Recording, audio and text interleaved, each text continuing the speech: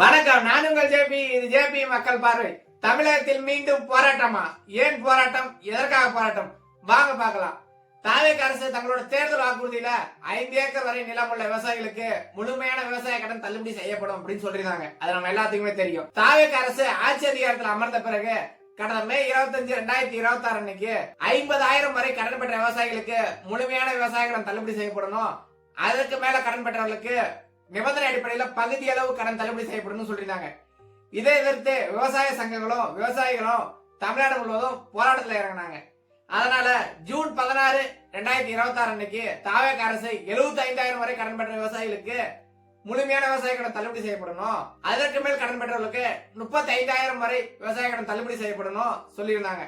தாவேக அரசு தங்களோட தேர்தல் வாக்குறுதியில சொன்ன 5 ஏக்கர் வரை நிலம் உள்ள விவசாயிகளுக்கு முழுமையான விவசாய கடன் தள்ளுபடின்ற திட்டம் முழுமையா செயல்படுத்தப்படல. தாவேக அரசு அறிவித்துள்ள இந்த நிபந்தனை அடிப்படையிலான பயிர்க்கடன் தள்ளுபடியில மொத்தம் 14 லட்சம் விவசாயிகள் மட்டும் தான் பயன்பெறுவாங்க. தமிழகத்துல 5 ஏக்கர் மற்றும் அதற்கு குறைவா உள்ள விவசாயிகளோட எண்ணிக்கை 74 லட்சம் பேர்.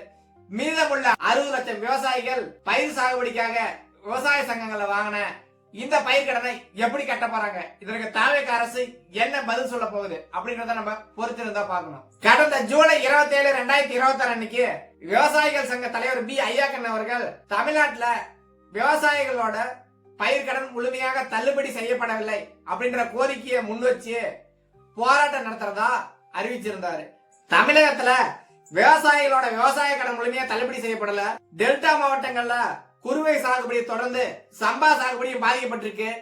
டெல்டா மாவட்டங்கள் முழுவதும் பாலைவனமா மாறக்கூடிய ஒரு அவல நிலை உருவாகி இருக்கு. இதை பத்திலாம் நம்ம தாவேக அமைச்சர்களுக்கு கவலை இல்ல. ஜனநாயகன் படத்தை பார்த்துட்டு உணர்ச்சி வசப்பட்டு கண்ணீர் மல்க 2 அமைச்சர்கள் அழுதிருக்காங்க. மக்கள் நலனை பத்தி கொஞ்சம் கூட சிந்திக்காத அமைச்சர்களை மக்கள் ஓட்டு போட்டு ஆட்சி அதிகாரத்தில் அமர்த்திருக்கிறதா ரொம்ப வருத்தம் அளிக்கக்கூடிய ஒரு செயலா இருக்கு.